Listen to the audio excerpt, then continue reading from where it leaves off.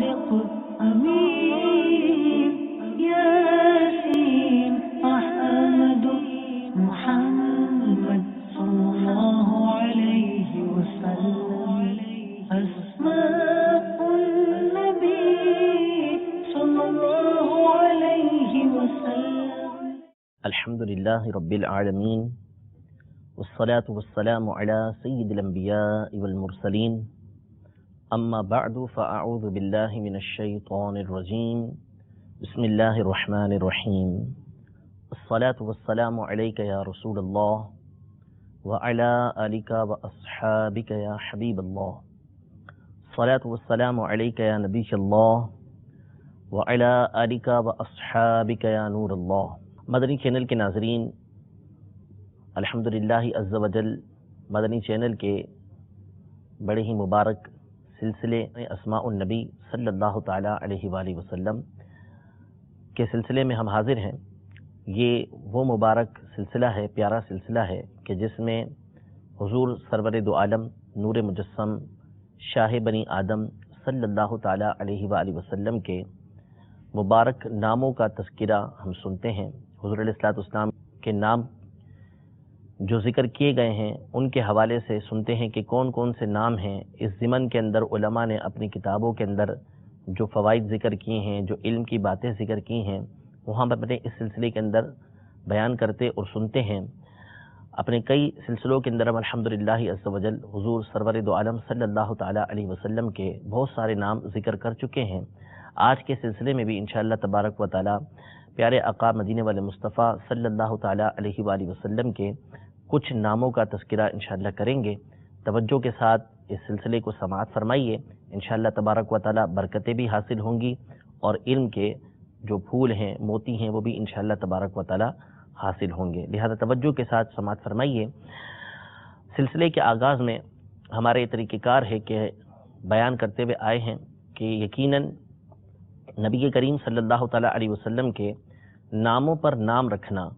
جبکہ اس سے برکت لینا مقصود ہو، اس سے سعادت حاصل کرنا مقصود ہو، یہ یقیناً ایک سعادت کی بات ہے کہ اللہ تبارک و تعالیٰ بندے کو یہ توفیق عطا فرمائے، سعادت عطا فرمائے کہ وہ نبی کریم صلی اللہ تعالیٰ علیہ وسلم کی محبت کی وجہ سے آپ علیہ الصلوۃ والسلام کے نام کی برکت لینے کے لیے اپنے بچوں کا نام جو ہے وہ حضور علیہ الصلوۃ والسلام کے نام پر رکھے. یقیناً یہ باعث سعادت ہے. لیکن کیا نبی کریم صلی اللہ تعالیٰ علیہ وسلم کے ہر نام کو رکھنے کی ہر ایک کو اجازت ہے؟ تو ایسا نہیں. کیوں؟ اس لیے کہ کچھ نام ایسے ہیں کہ جو نبی کریم صلی اللہ تعالیٰ علیہ وسلم کے ساتھ خاص ہیں. یعنی یہ نام، یہ القابات صرف حضور سرور دو عالم صلی اللہ تعالیٰ علیہ وسلم کو دیے گئے ہیں. ہر ایک کو یہ نام رکھنے کی اجازت نہیں ہوتی. اس لیے جب کسی کے یہاں بیٹے کی ولادت ہو تو اسے چاہیے کہ اپنے بچے کا نام محمد یا احمد رکھے، اور پکارنے کے لیے وہ جو دوسرا نام رکھنا چاہتا ہے نبی کریم صلی اللہ تعالیٰ علیہ وسلم کے ناموں میں سے، تو اسے چاہیے کہ اس حوالے سے علماء سے لازمی مشورہ کر لے تاکہ ایسا نام اپنے بچے کا نہ رکھ دے کہ جو نبی کریم صلی اللہ تعالیٰ علیہ وسلم کے ساتھ خاص ہو. یعنی وہ صرف اور صرف نبی کریم صلی اللہ علیہ وسلم کے لیے رکھا گیا ہو، دوسروں کو وہ رکھنے کی اجازت نہ ہو. آج کے سلسلے میں جو سب سے پہلا نام ہم ذکر کریں گے وہ ایک ساتھ دو نام ہیں جو علماء نے اپنی کتابوں کے اندر ذکر کیے ہیں. وہ نام ہے الرافع الواضع. یعنی الف لام، پھر را، پھر الف، پھر فا، پھر عین. الرافع یعنی بلند کرنے والا، اونچا اٹھانے والا، بوجھ اٹھا دینے والا. اور الواضع یعنی الف لام، پھر واو، پھر اس کے بعد الف، پھر ضاد، پھر عین. یہ الواضع یعنی کسی چیز کو نیچے کر دینے والا، یہ الواضع کہا جاتا ہے. تو یہ دو نام نبی کریم صلی اللہ تعالیٰ علیہ وسلم کو عطا کیے گئے ہیں، الرافع الواضع. یہ کیوں عطا کیے گئے ہیں؟ اس کے حوالے سے علامہ جلال الدین سیوطی شافعی رحمۃ اللہ تعالیٰ علیہ علماء کے حوالے سے لکھتے ہیں کہ لِأَنَّهُ رَفَعَ قَوْمًا وَوَدَعَ آخَرِينَ. یعنی نبی کریم صلی اللہ تعالیٰ علیہ وآلہ وسلم کو رافع اس وجہ سے کہا جاتا ہے کہ آپ نے ایک قوم کو رفعت یعنی بلندی عطا فرمائی. ایک ہے نبی کریم صلی اللہ تعالیٰ علیہ وسلم کا خود بلند پایا ہونا، آپ علیہ السلام کا رفیع الذکر ہونا، یعنی آپ علیہ السلام کے ذکر کا بلند ہونا، یہ ایک جدا چیز ہے. وہ انشاءاللہ آگے نبی کریم صلی اللہ علیہ وسلم کے جب نامی رفیع الذکر کا تذکرہ کسی سلسلے میں آئے گا تو وہاں اس حوالے سے بات انشاءاللہ کریں گے۔ یہاں جو مقصد ہے وہ ہے کہ نبی کریم صلی اللہ تعالی علیہ وآلہ وسلم کا جو اسم گرامی ہے رافع، الرافع، اس کا مطلب ہے کہ آپ کی بدولت اللہ تبارک و تعالی نے ایک قوم کو عظمت عطا فرمائی، ایک قوم کو بلندی عطا فرمائی، ان کا درجہ اللہ تبارک و تعالی نے بلند فرمایا۔ مثال کے طور پر جو اہل عرب ہیں، صحابہ کرام علیہم رضوان ہیں، اہل علم جانتے ہیں، یا جو معمولی مطالعہ بھی جنہوں نے کیا ہوگا وہ تاریخ کو جاننے والے جانتے ہیں کہ نبی کریم صلی اللہ تعالی علیہ وآلہ وسلم کی آمد سے قبل اہل عرب کی کوئی اہمیت اقوام عالم کے اندر نہیں تھی۔ جو اس وقت کی بڑی بڑی سلطنتیں تھیں وہ اہل عرب کو کسی طرح کی کوئی حیثیت نہیں دیا کرتی تھیں، لیکن جب نبی کریم صلی اللہ تعالی علیہ وسلم اہل عرب کے درمیان مبعوث ہوئے، آپ نے اپنی تعلیمات کو ان کے درمیان عام کیا، جو احکام تھے اللہ تبارک و تعالیٰ کی طرف سے دیے ہوئے جب ان کے درمیان عام کیے اور صحابہ کرام علیہم رضوان آپ پر ایمان لے کر آئے، تو پھر ان اقوام کا، اہل عرب کا جو ہے وہ مرتبہ دنیا کے اندر بلند سے بلند ہوتا چلا گیا۔ اور جب تک وہ نبی کریم صلی اللہ تعالیٰ علیہ وسلم کی تعلیمات پر رہے، جب تک نبی کریم صلی اللہ تعالیٰ علیہ وسلم کے طریقہ کار پر رہے، آپ علیہ الصلوۃ والسلام کی بیان کردہ باتوں پر عمل کرتے رہے، ان کا درجہ جو ہے وہ اقوام کے اندر بلند ہی رہا۔ اور جہاں نبی کریم صلی اللہ تعالیٰ علیہ وسلم کے طریقہ کار کو چھوڑا، آپ سے دور ہوئے، آپ کے طریقے سے دور ہوئے، تو عالم کے اندر جو ہے وہ پستی کا شکار ہو گئے۔ تو بہرحال نبی کریم صلی اللہ تعالیٰ علیہ وسلم نے ایک قوم کو رفعت عطا فرمائی، صحابہ کرام علیہم رضوان کو رفعت عطا فرمائی، بلندی عطا فرمائی، تابعین جو ہے وہ آپ علیہ الصلوۃ والسلام کے طریقہ کار پر چلتے ہوئے، اولیاء آپ کے طریقہ کار پر چلتے ہوئے یہ بلند ہوتے چلے گئے، اللہ کی بارگاہ کے اندر بھی اور دنیا کے اندر بھی جو ہے وہ رفعت اور بلندی حاصل کرتے چلے گئے۔ تو اس لیے نبی کریم صلی اللہ تعالی علیہ وآلہ وسلم کو رافع کہا جاتا ہے۔ اور آپ علیہ الصلوۃ والسلام کی آمد کے ساتھ ایک بہت بڑی تعداد تھی کہ جن کو پہلے اپنے علاقے کے اندر ایک درجہ حاصل تھا، لیکن جب نبی کریم صلی اللہ تعالی علیہ وآلہ وسلم تشریف لے کر آئے تو اصل جو بلندی ہوتی ہے، جو درجہ ہوتا ہے، وہ اللہ کی بارگاہ کے اندر ہوتا ہے۔ اللہ تبارک و تعالیٰ فرماتا ہے ان اکرمکم عند اللہ اتقاکم، کہ تم میں سے اللہ کے نزدیک سب سے زیادہ عزت والا وہ شخص ہے کہ جو سب سے زیادہ تقوی اور پرہیزگاری والا ہے۔ تو اپنی قوم کے اندر اگرچہ وہ شخص معزز بنا ہوا ہو، عزت والا ہو، لیکن وہ رب تبارک و تعالیٰ کے نزدیک اگر عزت والا نہیں تو حقیقتاً وہ عزت والا نہیں ہے۔ تو بعض افراد ایسے تھے کہ جو اپنی قوم کے اندر معزز شمار ہوتے تھے، لیکن وہ اللہ تبارک و تعالیٰ کی بارگاہ کے اندر ان کا کوئی مقام اور مرتبہ نہیں تھا۔ جب نبی کریم صلی اللہ تعالیٰ علیہ وآلہ وسلم تشریف لے کر آئے تو نبی کریم صلی اللہ تعالیٰ علیہ وسلم کی آمد کے ساتھ ایسے افراد کا جو مقام تھا، مرتبہ تھا، وہ لوگوں کے سامنے دنیا میں بھی ظاہر ہو گیا کہ ان کی کوئی حیثیت جو ہے وہ رب العزت کی بارگاہ میں بھی نہیں اور دنیا کے اندر بھی نہیں ہے۔ مثال کے طور پر جو ابو جہل، ابو لہب وغیرہ افراد تھے، یہ وہ افراد تھے کہ جو قریش کے سردار کہلایا کرتے تھے۔ ابو جہل کو ابو الحکم کہا جاتا تھا، یعنی حکمتوں والا، دانائی والا، دانش مند شخص وہ کہلایا کرتا تھا۔ لیکن جب نبی کریم صلی اللہ تعالیٰ علیہ وآلہ وسلم کا اس نے انکار کیا، اسلام لانے سے انکار کیا، تو اللہ تبارک و تعالیٰ نے اس کی قوم کے سامنے اس کو ذلیل کر کے رکھ دیا، اور تا دم قیامت جو ہے وہ اس کی جو کنیت تھی ابو الحکم، اس کی جگہ ابو جہل ہو کے رہ گئی۔ یعنی اس کا نام عمر تھا اور اس کو ابو الحکم کہا جاتا تھا، جس کا مطلب تھا دانائی والا، دانش مند شخص۔ لیکن نبی کریم صلی اللہ تعالیٰ علیہ وسلم کی آمد کے ساتھ جب اس نے اسلام کا انکار کیا، اللہ تبارک و تعالیٰ کی توحید کا انکار کیا، تو نتیجہ یہ نکلا کہ تا قیامت جو ہے وہ اس کے نام کے ساتھ ابو جہل یعنی جاہل شخص جو ہے وہ لگ کر رہ گیا۔ اسی طرح اور افراد تھے قریش کے، یوں ہی اہل کتاب یہود و نصارہ، یہ نبی کریم صلی اللہ تعالیٰ علیہ وسلم کی آمد سے قبل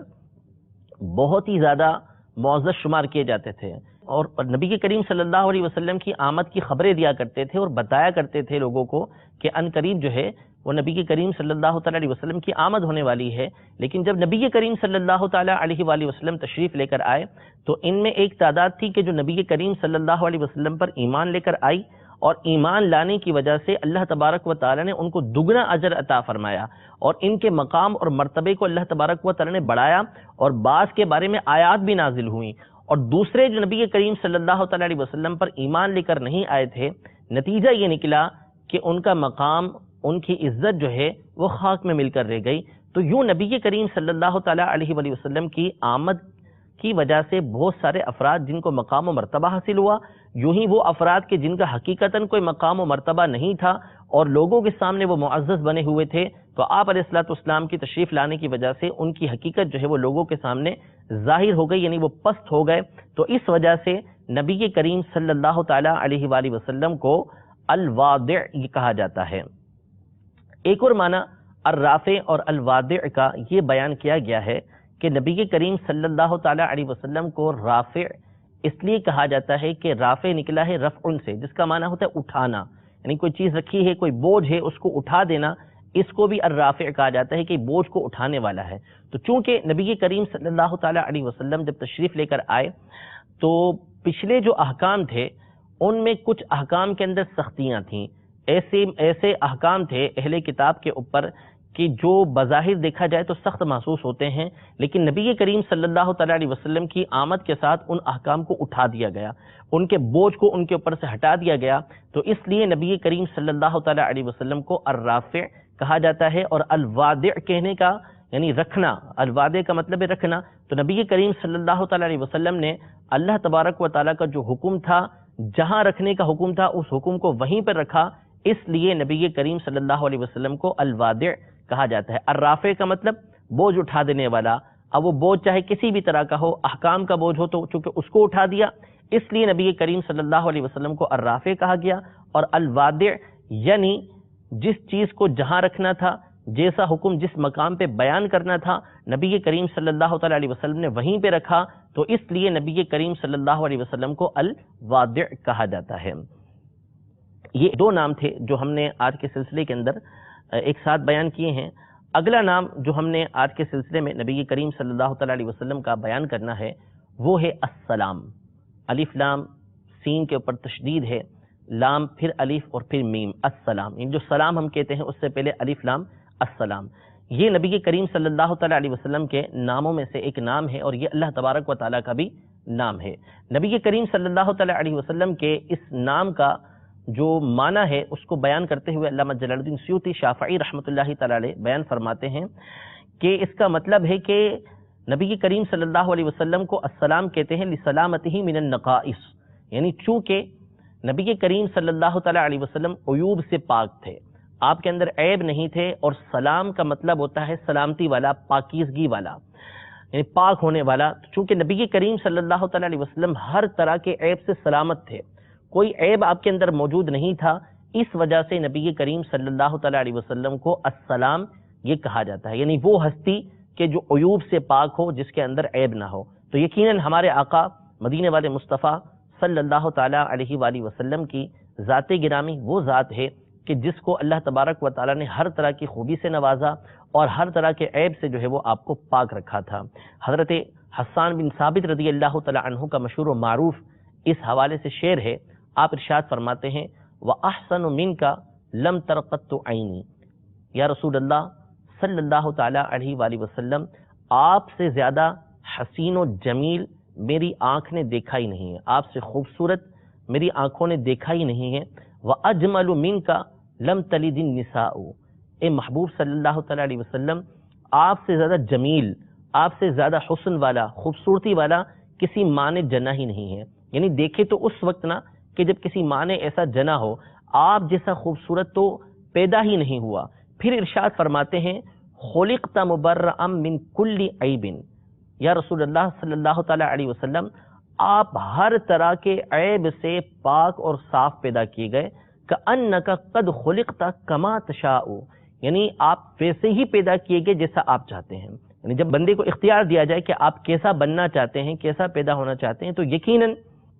جس کو بھی یہ اختیار دیا جائے گا تو وہ اعلیٰ سے اعلیٰ چیزیں ہی اختیار کرے گا کہ ہر چیز جو ہے وہ میری مکمل ہونی چاہیے، چاہے وہ صورت کے حوالے سے ہو، چاہے وہ سیرت کے حوالے سے ہو، ہر لحاظ سے جو میرے اندر باتیں ہونی چاہیے وہ اعلیٰ سے اعلیٰ ہی سب سے اعلیٰ ہونی چاہیے، یہ ہر ایک کی خواہش ہوا کرتی ہے۔ تو حضرت حسان بن ثابت رضی اللہ تعالی عنہ نے یہ بات سمجھائی ہے کہ بندہ جب پسند کرتا ہے تو اعلیٰ سے اعلیٰ چیز اپنے لیے پسند کرتا ہے، تو اللہ تبارک و تعالیٰ نے نبی کریم صلی اللہ تعالیٰ علیہ وسلم کو پیدا فرمایا ہے، اور ایسا پیدا فرمایا ہے جیسا کہ نبی کریم صلی اللہ تعالیٰ علیہ وسلم گویا چاہتے ہوں۔ تو یوں اللہ تبارک و تعالیٰ نے ہر اعلیٰ سے اعلیٰ چیز نبی کریم صلی اللہ تعالیٰ علیہ وسلم کو عطا فرمائی ہے۔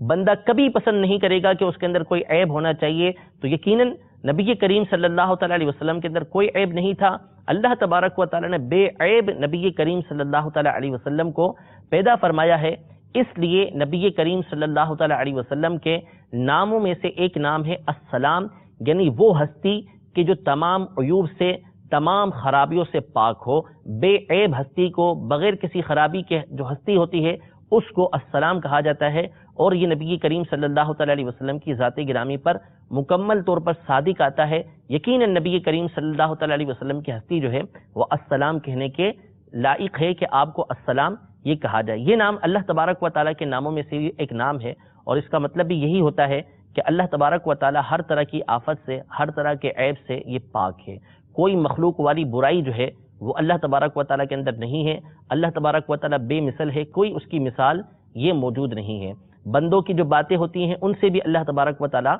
پاک ہے، یعنی مخلوق کے ہر طرح کے معاملے سے اللہ تبارک و تعالیٰ پاک ہے، اس کا کوئی مثل نہیں ہے۔ السلام کا ایک معنی علماء یہ بیان کرتے ہیں کہ نبی کریم صلی اللہ تعالیٰ علیہ وآلہ وسلم کو سلام کیوں کہا جاتا ہے، السلام کیوں کہا جاتا ہے، اس کا معنی بیان کرتے ہوئے علامہ جلال الدین سیوطی شافعی رحمۃ اللہ تعالیٰ علیہ فرماتے ہیں کہ سلم المؤمنین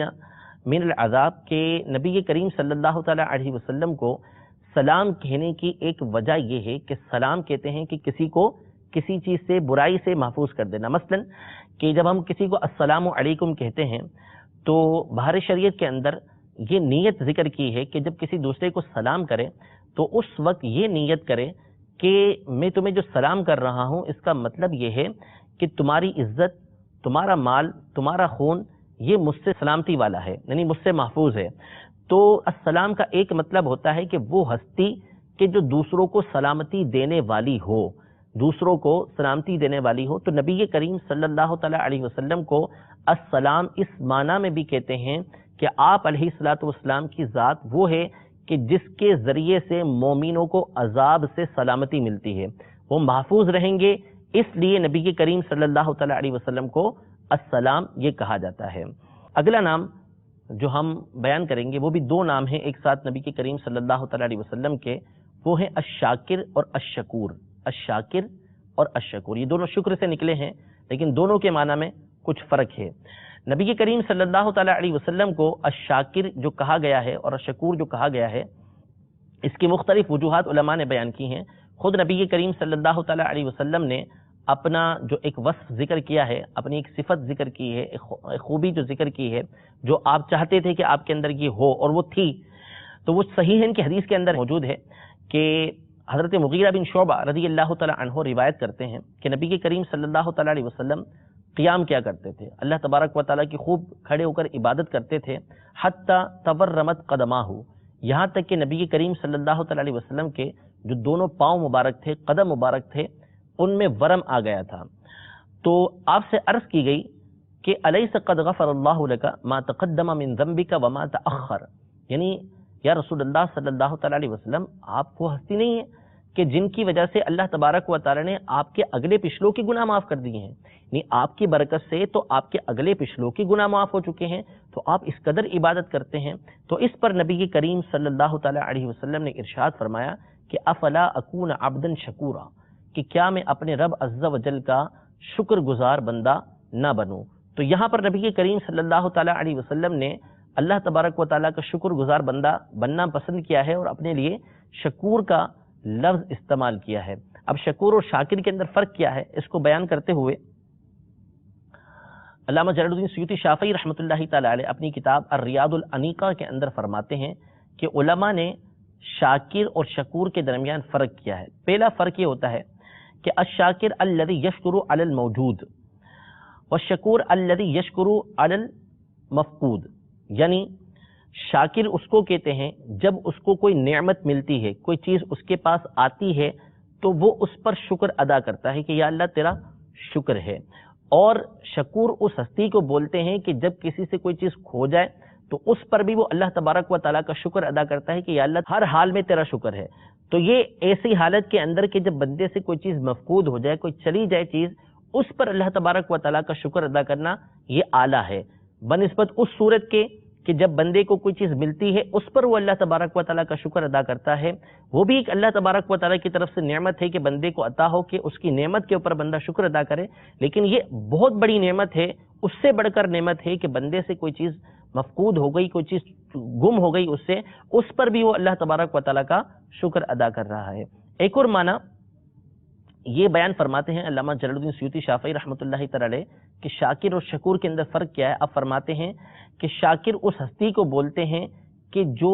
نفع کے اوپر شکر ادا کرے، یشکر علی النفع، جو نفع کے اوپر شکر ادا کرے کہ اس کو کسی چیز کا نفع حاصل ہوا، اور والشکور الذی یشکر علی المنع، یعنی اور شکور اس ہستی کو بولتے ہیں کہ جس کو چیز حاصل نہیں ہوئی اس کے باوجود وہ اس پر اللہ تبارک و تعالیٰ کا شکر ادا کرتا ہے، یعنی وہ کوئی چیز حاصل کرنا چاہے، اس کو وہ چیز نہ ملے، وہ اس کے پاس نہ ہو، تو اس کے باوجود وہ اللہ تبارک و تعالیٰ کا شکر ادا کرتا ہے کہ یا اللہ تیرا شکر ہے، اس حال میں بھی تو نے رکھا، تیرا شکر ہے، تو ایسی ہستی کو شکور بولا جاتا ہے۔ یعنی وہ کام کرتا ہے، اس پر اس کو نفع حاصل ہوتا ہے، کوئی چیز حاصل ہوتی ہے، اس پر وہ اللہ تبارک و تعالیٰ کا شکر ادا کرے تو ایسی ہستی کو شاکر کہا جاتا ہے، اور وہ کسی چیز کو طلب کرے، وہ چیز اس کو نہ ملے، اس پر بھی وہ اللہ تبارک و تعالیٰ کا شکر ادا کرے تو ایسی ہستی کو یہ شکور کہا جاتا ہے۔ اسی طرح فرماتے ہیں کہ الشاکر الذی یشکر علی العطاء والشکور الذی یشکر علی البلاء، یعنی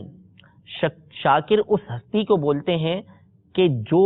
ملنے پر اس کے اوپر کوئی عطا ہوتی ہے، کچھ اس کو دیا جاتا ہے، اس پر وہ شکر ادا کرتا ہے کہ یا اللہ تیرا شکر ہے، اور شکور اس ہستی کو بولتے ہیں کہ اگر کوئی پریشانی آئی ہے، کوئی آزمائش آئی ہے، تو اس پر بھی وہ اللہ تبارک و تعالیٰ کا شکر ادا کرتا ہے تو ایسی ہستی کو الشکور کہا جاتا ہے۔ تو یہ شاکر اور شکور کے درمیان فرق ہے، الشاکر اور الشکور کے درمیان، اور یہ دونوں کی دونوں باتیں نبی کریم صلی اللہ تعالیٰ علیہ وسلم کی ذات کے اندر پائی جاتی ہیں کہ آپ ہر حال کے اندر اللہ تبارک و تعالیٰ کا شکر ادا کرنے والے تھے۔ آپ کو کوئی نعمت ملتی تو اس پر بھی اللہ تبارک و تعالیٰ کا شکر ادا کرتے، اور بعض اوقات 2 3 مہینے تک آپ کے کاشان اقدس کا چولہا نہیں جلا کرتا تھا، اس پر بھی اللہ تبارک و تعالیٰ کا شکر ادا کرتے تھے۔ شکور کی صفت بھی آپ کے اندر پائی جاتی تھی اور شاکر کی صفت بھی آپ کے اندر پائی جاتی تھی، اس لیے علماء نے آپ کا یہ نام ذکر کیا ہے کہ آپ علیہ الصلوۃ والسلام کا ایک نام الشاکر بھی ہے اور دوسرا الشکور بھی ہے۔ اگلا نام جو ہم اپنے سلسلے کے اندر شامل کریں گے وہ ہے الصادق المصدوق۔ الاصدق یہ ہم پیچھے ذکر کر چکے ہیں، اور وہاں پر ہم نبی کریم صلی اللہ تعالیٰ علیہ وسلم جو سچ بولا کرتے تھے اس حوالے سے ہم کافی ساری باتیں بیان کر چکے ہیں۔ تو الصادق کا معنی بھی یہ ہوتا ہے کہ وہ ہستی کے جو سچ بولنے والی ہے، اور المصدوق وہ ہستی کہ جس کو سچا قرار دیا گیا ہے، جس کو سچا بیان کیا گیا ہے۔ تو نبی کریم صلی اللہ تعالیٰ علیہ وسلم کا یہ نام نامی سیدنا عبداللہ بن مسعود رضی اللہ تعالیٰ عنہ نے اپنی حدیث پاک کے اندر بیان کیا ہے۔ چنانچہ مشہور حدیث پاک ہے کہ جس میں سیدنا عبداللہ بن مسعود رضی اللہ تعالیٰ عنہ نے بچے کی جو پیٹ کے اندر جو بناوٹ کا سلسلہ ہوتا ہے کہ کتنے عرصے تک وہ لوتھڑا رہتا ہے، پھر جو ہے وہ گوشت بنتا ہے، جو ساری باتیں اس کی ہیں وہ ذکر کی ہیں۔ اس کی ابتدا کے اندر جو الفاظ آپ نے ذکر کیے ہیں وہ یہ ہیں کہ حدثنا الصادق المصدوق فیما یرویہ عن ربی، یعنی یہ جو حدیث پاک بیان کی ہے بچے کی خلقت کے حوالے سے، بچے کی پیدائش کے حوالے سے، یہ ہمیں اس ہستی نے بیان کی ہے کہ جو صادق المصدوق ہیں، جو سچے بھی ہیں اور جن کو سچا قرار بھی دیا گیا ہے۔ تو یہاں پر عبداللہ بن مسعود رضی اللہ تعالی عنہ نے نبی کریم صلی اللہ تعالی علیہ وآلہ وسلم کو الصادق المصدوق کہا ہے، تو علماء نے نبی کریم صلی اللہ تعالی علیہ وسلم کا ایک نام نامی یہ الصادق المصدوق، یہ دو الگ الگ ہیں۔ صادق سچ بولنے والے کو کہتے ہیں، اور المصدوق اس ہستی کو بولتے ہیں کہ جس کو سچا قرار دیا گیا ہو۔ اس کے علاوہ اور بہت سارے نام نبی کریم صلی اللہ تعالی علیہ وسلم کے موجود ہیں جن کو انشاءاللہ تبارک و تعالی ہم اپنے اگلے سلسلوں کے اندر بیان کریں گے۔ تو مدنی چینل کے اس سلسلے کو خود بھی دیکھتے رہیے، دیگر سلسلوں کو بھی دیکھتے رہیں، دیگر اسلامی بھائیوں تک بھی اس کی دعوت پہنچائیں، اور نبی کے کریم صلی اللہ تعالی علیہ وسلم کے ناموں کی اور دیگر باتوں کی معرفت حاصل کریں، علم حاصل کریں۔ رب العزت جل وعلا ہم سب کو نبی کے کریم صلی اللہ تعالی علیہ وآلہ وسلم کے نام نامی کی برکتیں عطا فرمائے، اپنے بچوں کا نام نبی کریم صلی اللہ تعالی علیہ وسلم کے نام پر رکھنے کی توفیق عطا فرمائے۔ آمین بجاہ النبی الامین صلی اللہ تعالی علیہ وآلہ وسلم۔ صادق